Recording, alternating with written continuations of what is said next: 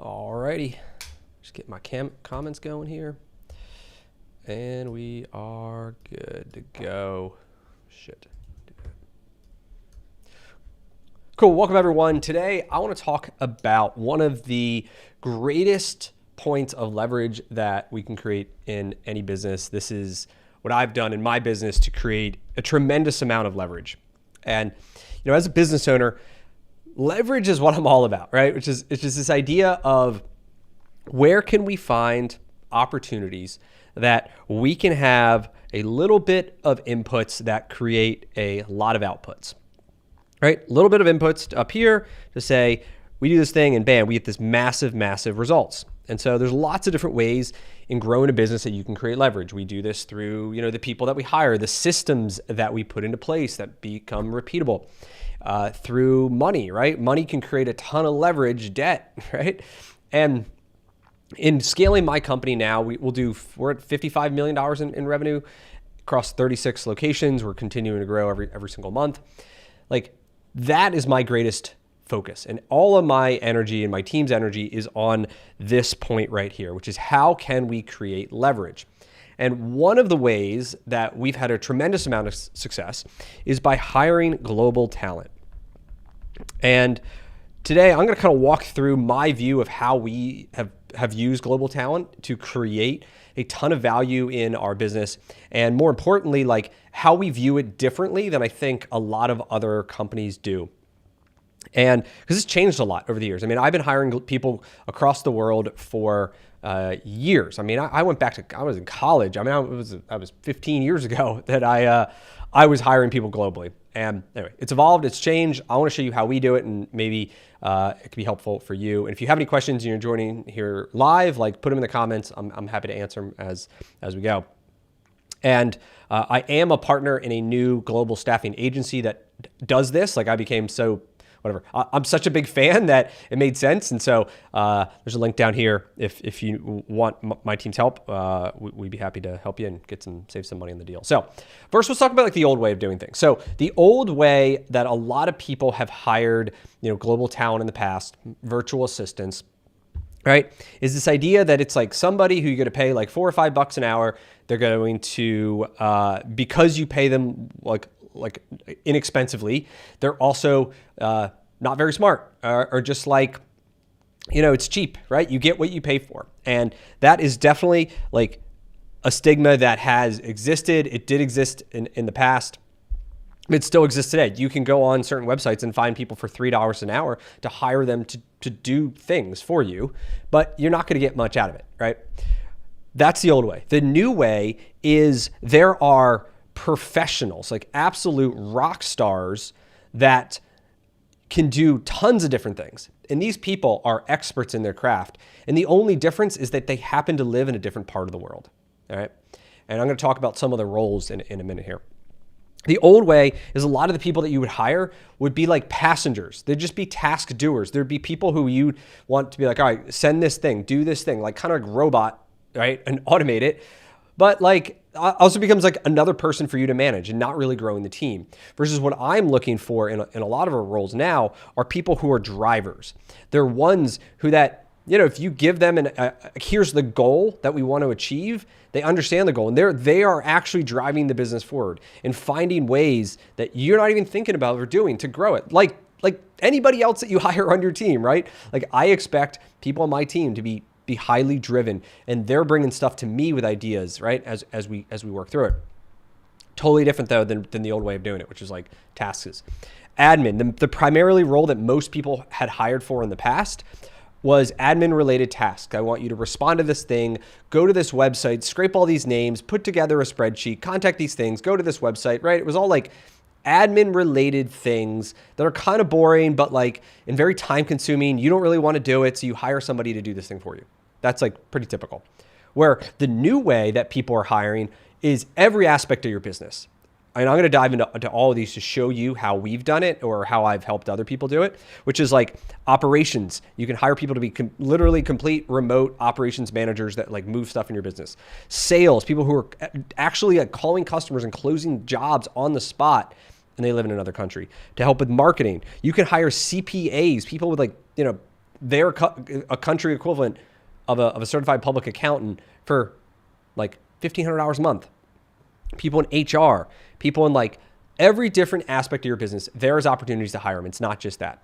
And before, it was pretty limited to like India and the Philippines, was like where lots and lots of people were hiring from, versus nowadays, I mean, yes, we still hire from the Philippines and maybe some India, but Latin America is a huge opportunity of very talented people. South Africa, there's really good finance people who live in Egypt. Like we live in this global world. And so leveraging it in every way possible. And I think the thing that I have really come to kind of like realize, and I think this is the idea, right? Is it's not, oh, we're like hiring cheap people for cheap wages. It's that there's this massive arbitrage between what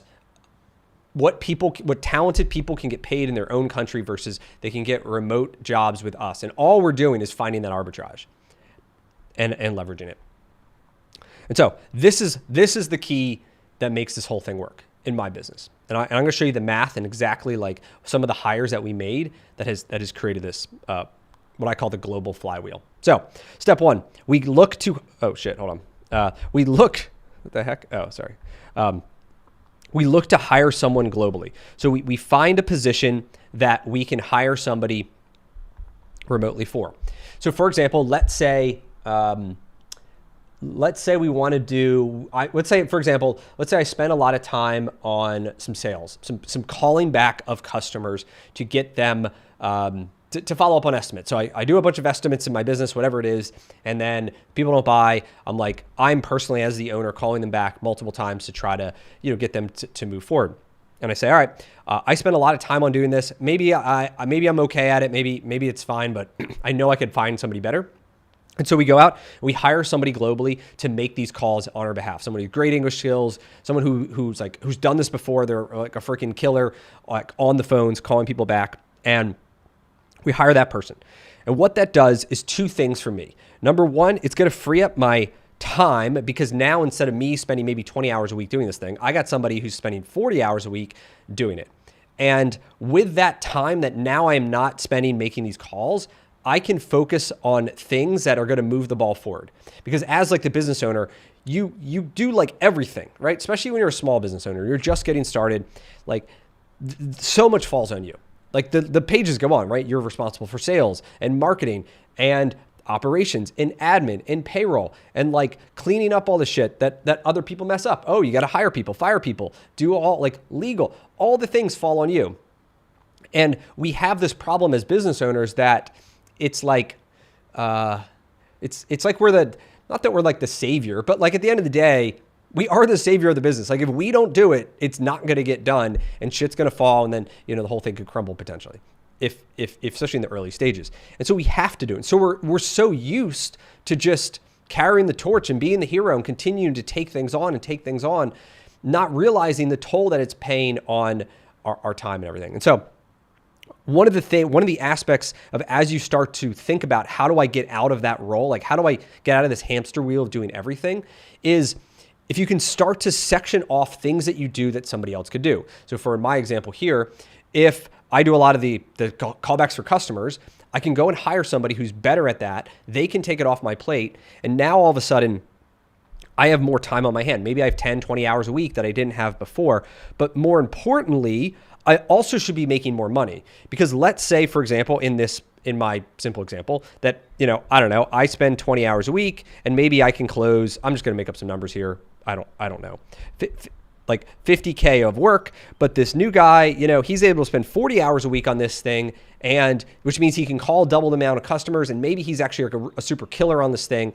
And, maybe he can close, I don't know, 75 to 100K a month of this decline work, because he's better and he's concentrated versus like, I got a million other things I'm working on. So all of a sudden, not only do we get more time back, but we're also making more money because this person is taking over a money-making job for us. And then what do we do with that, right? So with that time and money, we are then investing in it to find ways to grow the business. So maybe with that 20 hours a week that I just got back, I am going out and landing bigger commercial accounts. in my business, or maybe finding some referral partner, or like I'm doing something that maybe only I could do. Maybe it's acquisitions where I'm like, all right, there's an acquisition down the street potential, but you have to go and build a relationship and negotiate the deal and figure out how you're going to fund this thing. And like all these things you have to do, but now you have time to do it because someone else is handling the thing that you used to do. So ultimately, now you have more free time. You are going to invest your time, not like on the golf course, but in actually growing the business, which then in turn requires now, so we do the acquisition and maybe we can double or triple in size. We do a couple of these deals and all of a sudden now we're back to like, oh shit, there's a whole bunch of new things that are back on my plate and all my time is eaten up. And so what I'm going to do though, is now I'm going to hire a local rock star. So somebody who maybe I couldn't afford before because I just didn't have the money or the vision of what this person could do. But because I freed up money by not having to, because I hired globally, I freed up money and I freed up my time to grow my business. Now I can use all that money that I saved hiring globally to hire locally. All right. So we're going to take money that we save by over here and we're going to invest that money locally. And this is the person that could be the total game changer on your business. For me, like multiple times over, I've continued to hire kind of these local rock stars that continue to help grow the business over and over and over again. And so what that does, it grows the business. And then as we need to grow, we can think through, all right, the business continues to grow. Now I need operations manager. Now I need multiple salespeople. Now I need an admin person. Now I need a marketing person. And again, whatever we can do globally, we can hire those people. We can save money that we can invest that money back into hiring globally. So that's the vision. Some of the questions here. Am I implementing AI for any of these roles? Somewhat. I don't know. Listen, I spend a lot of time with AI and the models, and like I think I'm a pretty advanced person on it. I have trouble getting it to end-to-end connect. I think a lot of it is like we can see like sparks of it working, but at the end of the day, the trouble that I'm having is like the full implementation of it. So I'm more of a AI assist than I am AI replace, which maybe could mean a leaner team that can get more shit done, and AI is like an assistance in that. So here's some of the math in the example, like this idea of hire globally to then put that money into locally. So let's say, for example, that sales position role, maybe that's the first role that I hire, and maybe it would cost me $6,000 a month for somebody here in the US. Maybe I can hire somebody for $1,500. I save about $4,500 a month on that role for somebody to like make outbound calls or whatever it is. Then maybe we're looking for someone to do operations. So maybe instead of $5,000, I'm spending 1.2, I'm saving 3.8. Maybe some sort of admin role, I can save, I don't know, maybe $3,000 a month there. So all in all, like you could view it as, I am, saving $11,000 on these 3 roles by hiring people globally. Or if you take my approach, which is like, all right, that's like $135K a year. How about I can take that 135 and I can actually hire somebody here locally who's a rock star general manager or like director of operations or COO or like whatever the title is for you. Maybe it's a director of sales who can actually go out and land these things. Because the truth is, to grow your business, you really need some solid local people who can actually take shit off your plate and actually can move the needle very well. But many of the people that who are at that level or beyond are going to be 100+ K. And one of the ways that you can like afford that is by you take these lower other positions that can be remote, you make them remote, and then after a few hires, boom, your new guy is paid for and your net the same, if not higher, because now you have these roles hired. Does that make sense?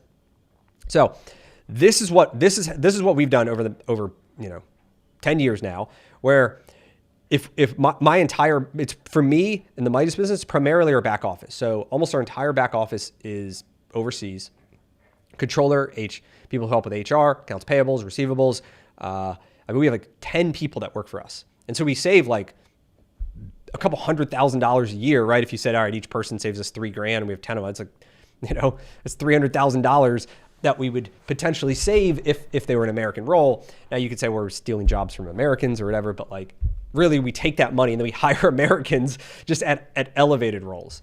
And so that's really the way that I think about it and how I've built it. So this question is like, all right, this sounds great, but how do I figure out who do I need to hire in my business? And there's a couple ways that I think through this. First is, so I was talking to my buddy Nick yesterday. He owns a bunch of, he's in a power washing business. Does really well. One of the top guys in this business. And we had this conversation, which was like, all right, he knows he wants to start to hire, but like, who does he hire first? And so a couple of the ways that I like to think about it are, you think about the roles currently that are within your company. All right. Maybe you have a couple people who are like, I'm going to say unicorns, but like people who just like do a bunch of random things. They do this, they do that, they do this. And then it's like, maybe they're not good at any of them. Like, but because they do so many different things, it's also like, you can't really get rid of them because all these things would fall. And so one of the ways you can do it is say, oh, let me take this role and try to define it as much as I can. Or let me take this person, is actually what I should say, is let me take this person who's maybe in my company and does all these random things, and I want to create a list of all the different things that they do. And maybe you're saying, all right, they answer the phones, or maybe they I don't know, fix the equipment, or maybe they I don't know, onboard new employees.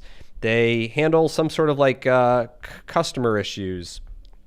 They do upsells on this, right? So you come up with a whole bunch of things that this person does in your organization, or maybe you have a couple people. So maybe you have 2 or 3 people and you're like, I don't know if these guys are worth it or making or going to work, or maybe this is something I really want. Come up with a big list of all the things that the person does or that you would want them to do. All right.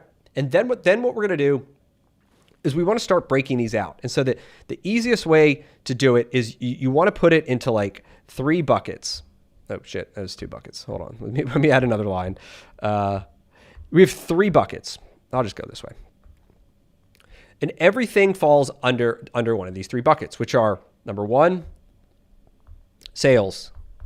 Number 2 is ops, and number 3 is admin. I have found and growing our company that at the end of the day, there are really 3 roles that can really, we can do a really good job in the front side of the business. I'm ignoring marketing for now because for most of us, we're really focused on these 3 things. All right, so sales.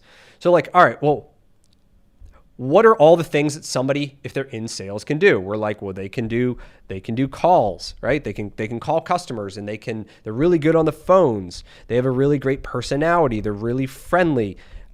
Chances are they have experience doing this, somebody who's really good at closing deals. Right? So I would think about all the sales related roles that somebody does, right? Then we think through operations, which is somebody who's really good at detail, someone who's good at putting together some sort of calendar. They are good at potentially conflict resolution. They are, someone who's highly organized. This person, of what they're going to do is all the operations, right? They want to make sure the trains keep running on time. It's somebody who's really good at ops. And then admin is going to be all the I'm going to say back office. So this is the bookkeeping, the accounts payable, receivables, responding to letters from the government, insurance. So obviously somebody definitely with experience in all that, because if someone doesn't know what to do, they're it's easier if they know what to do rather than they don't have to figure it out. And so what you find is when you really start to start to kind of color code their role into these different things, where you say, hey, maybe this is sales. So maybe I don't know, maybe this thing's sales, and maybe this thing's upsell, and maybe ops is yellow. Or all right, fixing the equipment, and I don't know, answering customer service is that. And then, maybe admin's red, and it's they handle this and this. And then what you're going to find is that you might have some people in your organization who do a little bit of everything, right? They do some sales, they do some ops, they do some admins. And then, and that could be part of the reason that you have trouble really defining what they do, or you feel like balls keep getting dropped, is because they have this very like hodgepodge of a job. But it's kind of like they have to, because that's how small businesses work, right? Like someone's got to get the work done. It's either you or going to be somebody else. And so you just start handing off these different things. And so the more that you can get clear on what are all these different activities they do, then we can start to separate them. Then we can say, okay, we want all the sales like off his plate. They're going to go into this one person who's going to do all of our outbound sales. And then like this thing and this thing are going to go here and then here. And all this, then you start to get more clear in that the personalities of the people who succeed in these roles are going to be 3 completely different roles. Somebody who is really good at sales is probably going to be really terrible at operations and admin. They're just like completely different personalities. And then vice versa. If they're really good at admin, they're not going to be a good salesperson. Maybe they could do some operations, but generally people who are really good at admin stuff are generally a little bit more introverted and like, they're really just like, they don't really want to talk to people all day and they're like in it, versus some people who are good at ops are going to be like, they are going to be probably friendly. They are going to be like very detail organized, and they're going to want to drive it forward. So that's the way that I start to think about who I want to hire, is I start sectioning it off.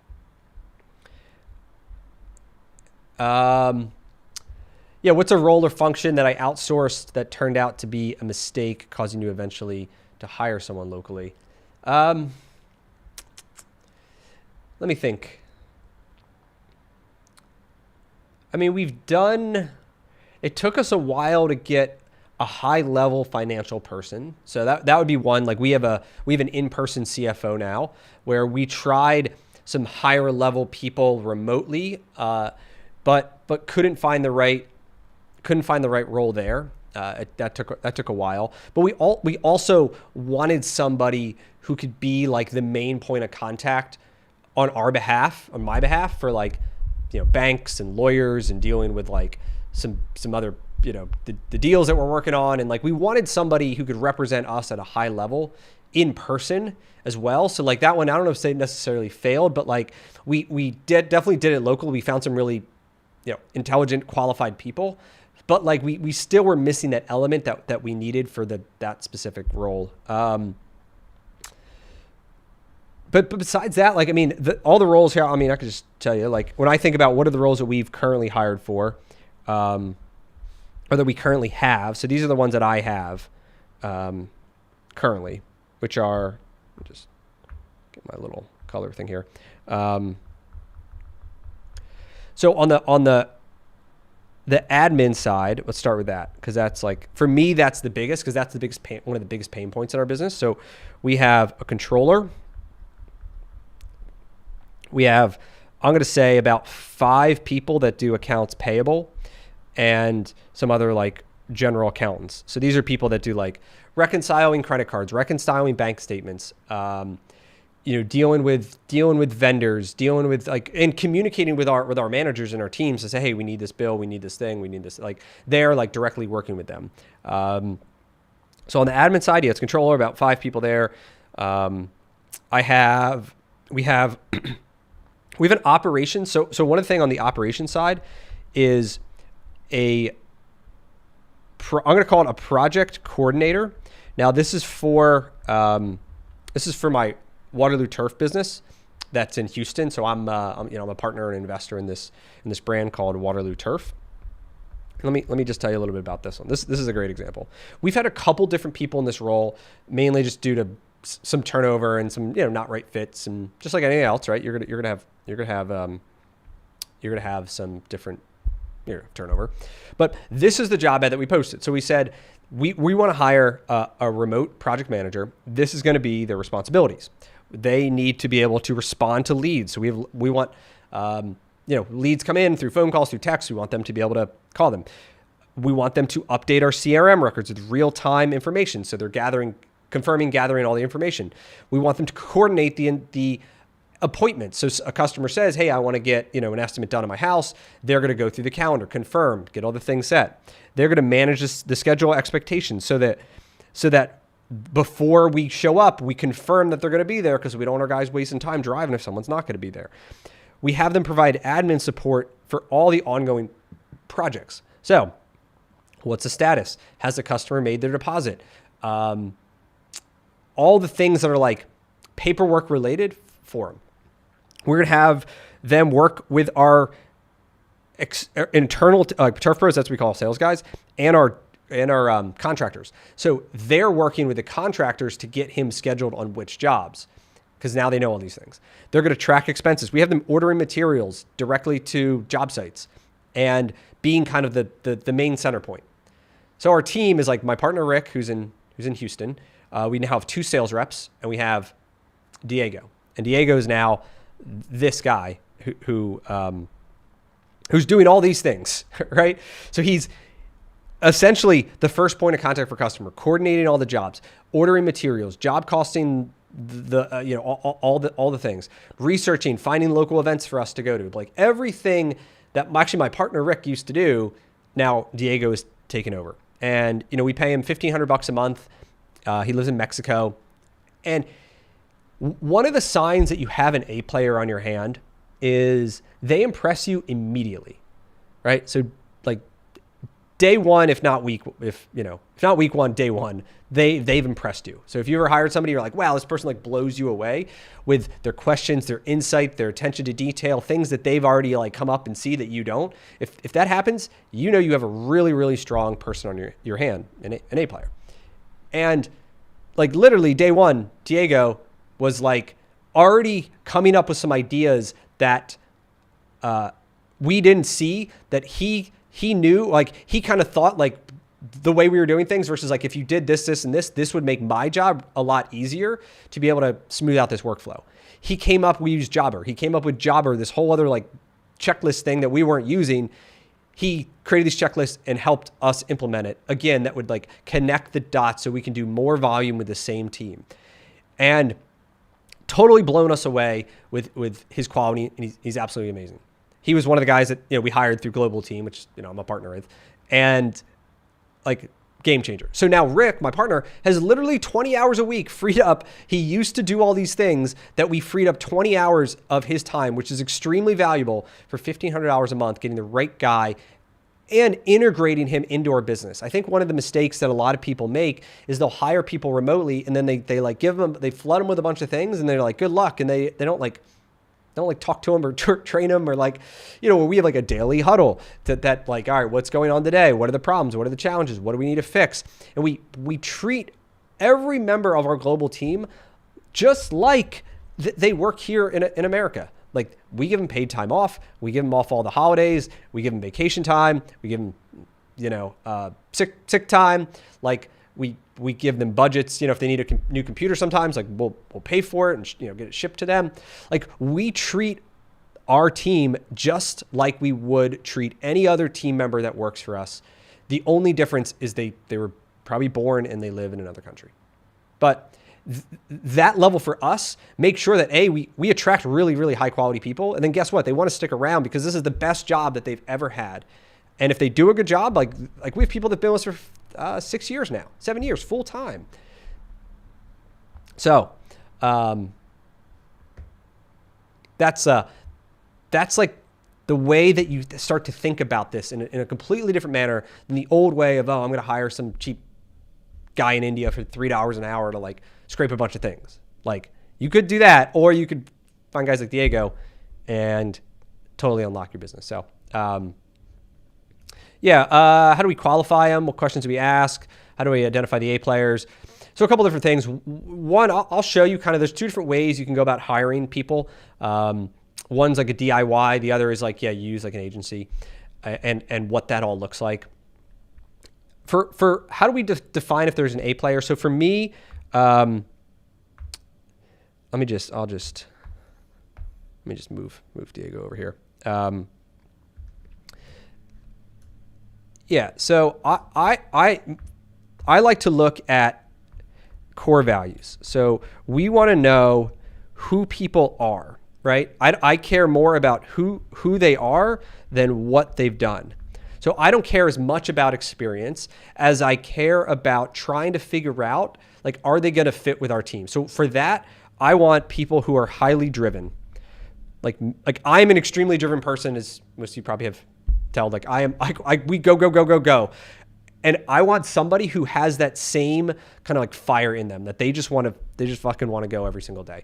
So we look for that. We assess that through, number one, questions of just like trying to understand, like, all right, like, what are your goals? Like, what are you working towards right now? What does success look like for you in a year? Like, what are the things that are holding you back? Tell me about your schedule. Tell me about like, so you set this goal. How do you like what are you doing what actions are you taking to be able to like move the ball forward to hit your goals?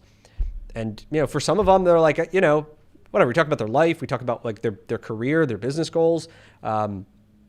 But what I really want to do is just ask a bunch of questions to figure out, like, do they actually seem like somebody who's motivated and wants to win and would do whatever it takes? And like, what does this job mean for them? How is this going to change their life? Like, for some of them, they like want to start their own business. And it's like, yeah, I'm looking for stable income remotely. And then my plan is like on the weekends, I'm like doing X, Y, and Z. I'm like, all right, like I like that, right? I like that somebody has a drive and they're pushing beyond and they want to improve themselves. So highly driven is like huge for us. The second thing I'm looking for is accountability. There's nothing more, especially people that like I'm working close to, that pisses me off more than people who don't follow through with the things that they said they were going to do. So I want to know that if I hire somebody and you say like you're going to do X, Y, and Z, that essentially I call it send and delete. Like I can send you a message and then I can delete it from my brain because you've got it handled. So like that, what to me, that means accountability. And so I want to find people who are highly accountable. And if I have to constantly follow up and remind, and if like I give you something and I have to carry it in my brain to like, oh yeah, I got to make sure I follow up with Diego to make sure he followed up with that customer about that thing, like that's a problem. So again, asking questions on to try to figure that out, right? Of like, tell me about a time when blank. Tell me about this. Tell me about that. So we ask them like scenario-based questions. We want people who are team players. So like for that, it's people who are, want to be part of a team. They don't have a big ego. They don't really care about themselves. They want to understand what the team's goals are and how we can work together to hit results. So for, even Diego's showing it right now, like where he's doing an awesome job in that he is finding ways to work with our team that can make like everybody make more money and make everybody's job easier versus somebody who's just like, oh, I'm just going to like keep doing whatever you told me to do. But even though maybe I see a better way, but I'm not going to speak up because, it's not my place. Like we want people to speak up. We want people to like, I want people to not say argue with me, but like, if I'm wrong, like I want people to tell me I'm wrong, that, hey, there's a better way that we can do this. Or Brian, you're not seeing it this way. Or like I have I have like part of my content team is in Colombia, my creative director, and I have a short form editor. And like, I want them to tell me I'm doing something not right. Or like, hey, you used to do it, like you told us this, but now you're telling us this, which conflicts what you told us earlier. Like, which one is it? Versus like other people, like they're really passive and they're really just like, all right, I'll just do this thing now. Versus, I don't know, the team atmosphere of like, here are the goals are, here's what you told us to do, here's what the plan is. So this is how I hire everyone. This isn't just global employees. This is literally how I hire everyone. This is how our leadership team hires everyone in our organization, which is all around hiring people for who they are, not what they've done, and doing a really like fine job on trying to figure that out. Some of the tools that we use, one of them is called Predictive Index, which is like this software. It's like a personality test that, let me see if I can pull one up, that people can go through. It asks you like a bunch of questions, and it puts people into like a couple different buckets. And generally what we found is like those buckets correlate to kind of my like salespeople, operations, and admin people. And like even our remote employees, like Diego, I'm pretty sure he took this thing. Let me just see if I can find it. And I could show you. And he did a really good job in terms of like we found the right person. I'm just pulling this up now. Let's see, it's territory rep. I don't know. I don't want to waste too much time, but yeah. So we use predictive index as a big personality trait filter, and doesn't matter where they live. We'll still do it. So,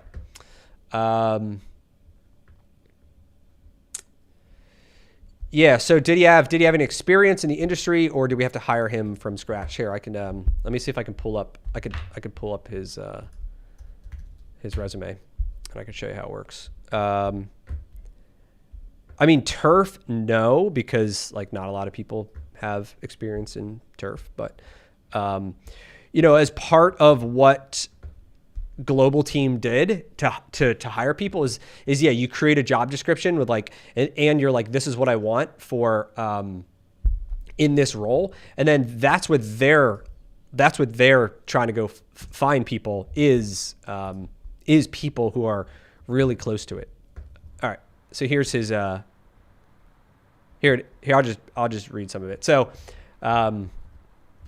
yeah, his resume says, actually I could just hold on. Let me hopefully I don't mess this up. I could try to show you on my screen here. Let's see, that's me. Can I put it to my desktop? No, there's your cameras. I'm not the best with this thing yet. There we go. Oh, that's my email. Hold on. Edit, entire screen, preview. There we go. Man. So this is the project manager. So yeah, industrial engineer, project manager, 5 years experience, supply chain, logistics, technology projects, internal projects. So he was a project manager for a team that also worked based in Mexico, but then also in the U.S. So he had worked in the U.S. Job. He oversaw a portfolio of 12 simultaneous projects. He was a project manager about a year or so in another role. Then he had 2 years doing this logistics coordinator. Once again, all this sounds pretty generic, right? But to us, it was like, all right. Then we can see down here, Google Project Six Sigma 6. He had a sales certificate. C1 Advanced in English, which means like really good English skills. Comfortable with, all this different technology. So, yeah.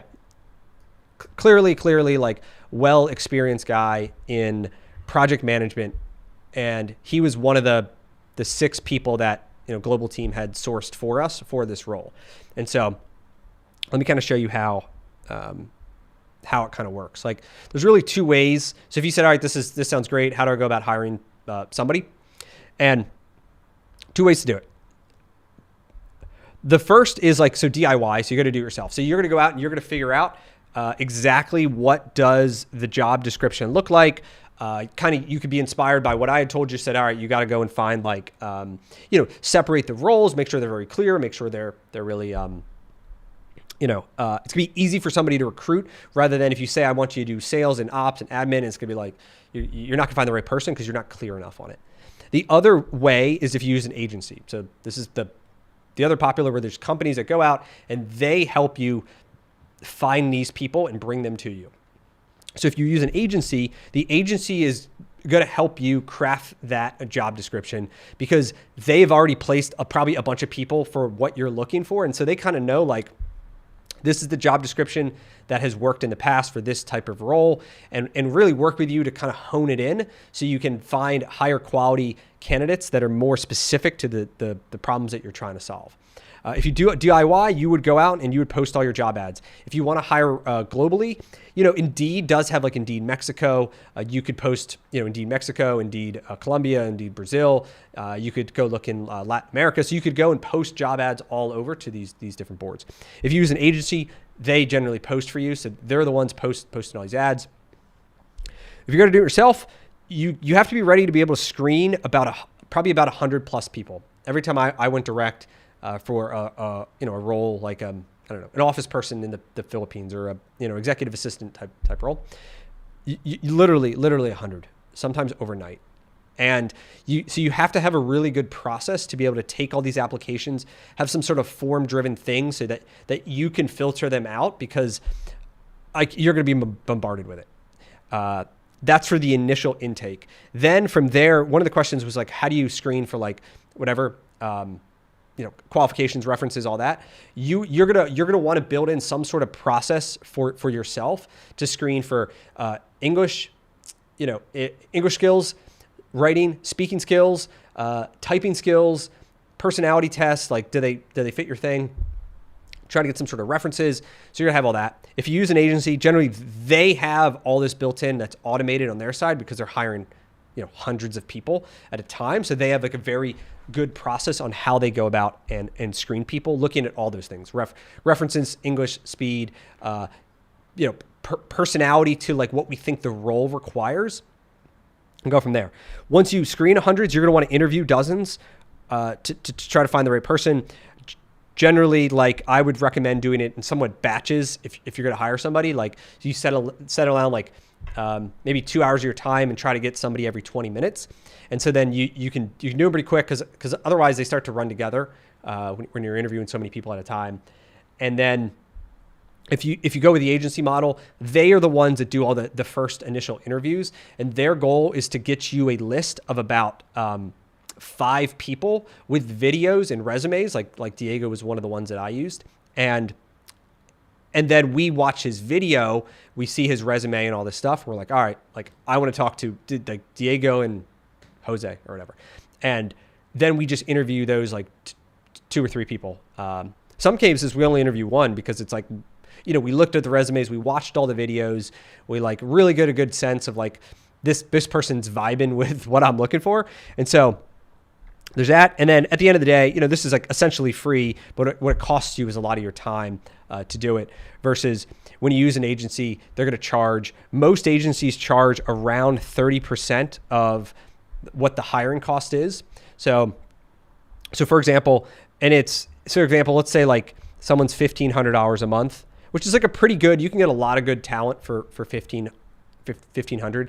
The range from maybe $1,200 on the low end to like, I don't know, 25 on the high end. But anyway, so that's what, $1,500 a month times 12. So that's what, 18. So that's 18K for the year. And generally an agency is going to charge around anywhere from, 25 to 35, but let's call it 30%. And so you're going to pay, $5,400 to the agency to, help you find that person. And a lot of times, Diego, we found him in a week. So like part of this is like this, what you pay for is the speed at which it gets done. Most also have a warranty. So like for Global Team, it's, I think it's 6 months warranty. So if Diego doesn't work out and, in 3 months or 4 months or 6 months from now, they'll find us a replacement at no cost. No additional cost. Now, if it's a year from now, we're past the expiration, because at a certain point, it's kind of up to you and how you manage them more than, like they weren't the right fit. So, but yeah, those are the 2 different ways you can hire it. There's some other models too. We're, like I said, I'm now a partner in this company. We're working on some other models that are more like a monthly model, so that instead of having to pay $54K up front, you like just pay a little bit more every month on top of the salary, and then so it's like cheaper for you up front, and it's like recurring revenue for the business. So anyway, they could talk to you about that.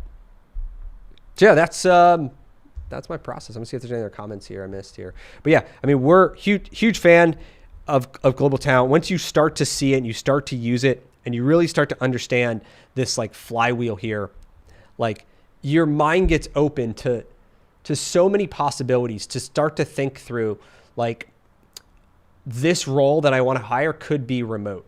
And now I am almost like a remote first mentality, where if we want to do something, instead of trying to get guys locally, I want to think about how do we get somebody globally to do this. Like, for example, this is a good one. My team, we want to do outbound calls. So let me just go back to black here. So let's say we have outbound calls. So for us, this is going to be outbound calls. Customers who came into the shop and declined work. we have a lot of stores, right? So we have 36 locations.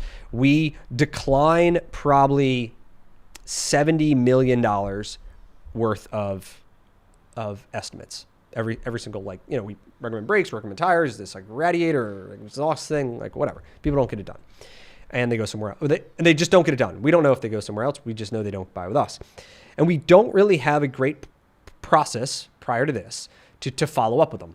And so there's two paths forward. The one path says, okay, well, what if we could get, the 36 stores individually to call back customers, right? Every few days to find out, why they didn't get the work done, or is it a price? Is it a time? Is it, whatever. But which we can do, and we started to do it, and it works. Like, we find that, if we call people back and we talk about it, sometimes it's like, yeah, I just didn't have time today, but I can come in next week, or maybe they didn't know we could offer payment plans to make it more affordable, whatever.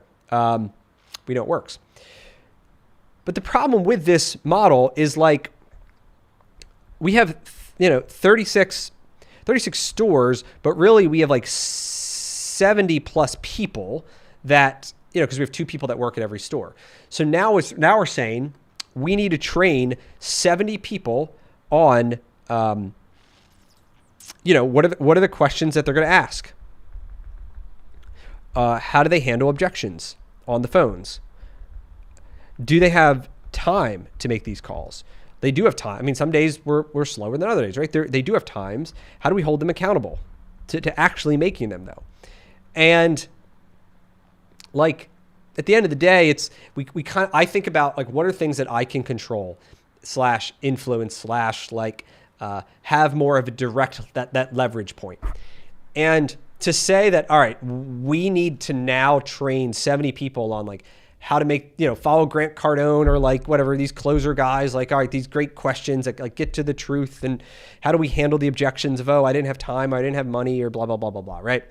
Like, that's a lot of work. And that's a lot of, like, it's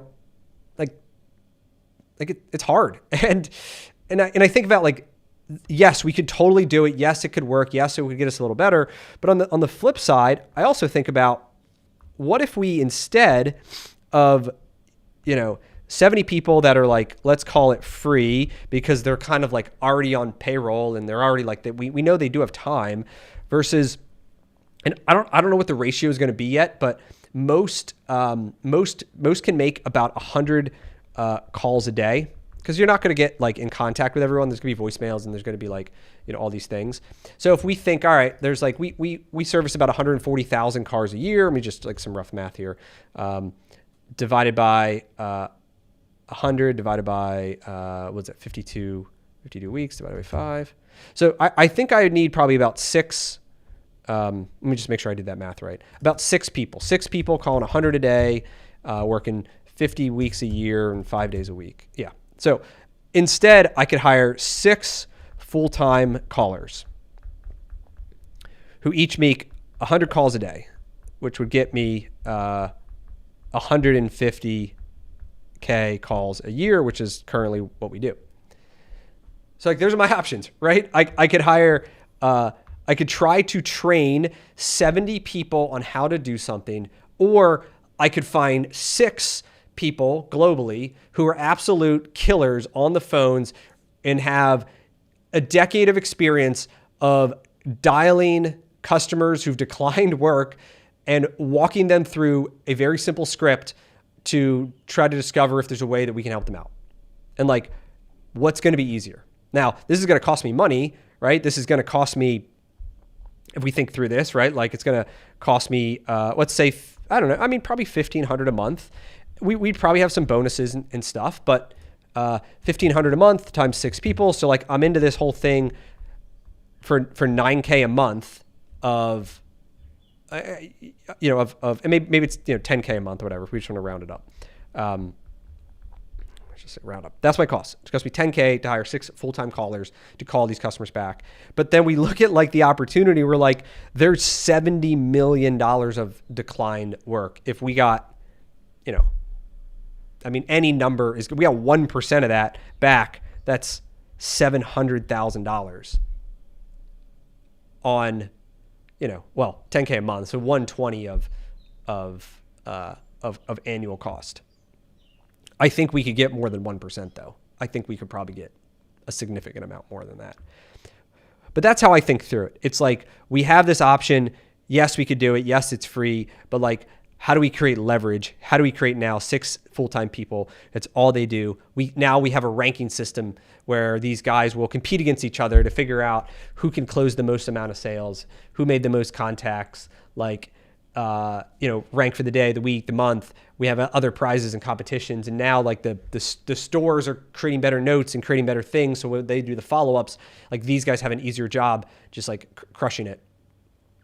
And so that's the leverage that I think through in every aspect of my business, which is how can we have the little bit of inputs, right? The little bit of inputs. If I go back to my little leverage thing here, little bit of inputs. So in that example, the leverage is 6 full-time callers to call back customers at, let's say it costs me 10K a month in total cost. And the opportunity of the leverage it could create is there's $70 million of work that we've estimated that people have declined that we could get a percentage back. Maybe it's $7 million. I don't know, 10% of that. That's a huge amount of leverage, right? And you talk about the risk. Like, if it doesn't work out, we could and we wouldn't hire all 10 at first. Guess what? We hire one. It costs us $1,500 a month to hire one guy to start banging out calls. And then if he's good, we're like, oh shit, then we hire another and another and another. And then eventually maybe we have so many that maybe I need a sales manager. Now we have one guy over this team of guys, and then he's the one who's holding them accountable to how many calls they made and objection handling and group calls. And so now all of a sudden I have a whole team of people that their only job is this. And instead of, 6 more people reporting to they would probably report to my COO, but now it's just our one outbound sales, director of sales, whatever. So that's what we want to think through, create leverage, find the roles and responsibilities, be as clear as you can. And, if anybody wants to hire, is looking for somebody to hire, you can use my link, get $500 off. And I'd love to help you do it. So cool, guys. Well, that's all I got. Hopefully this was helpful, and I'll see you next week. Cheers.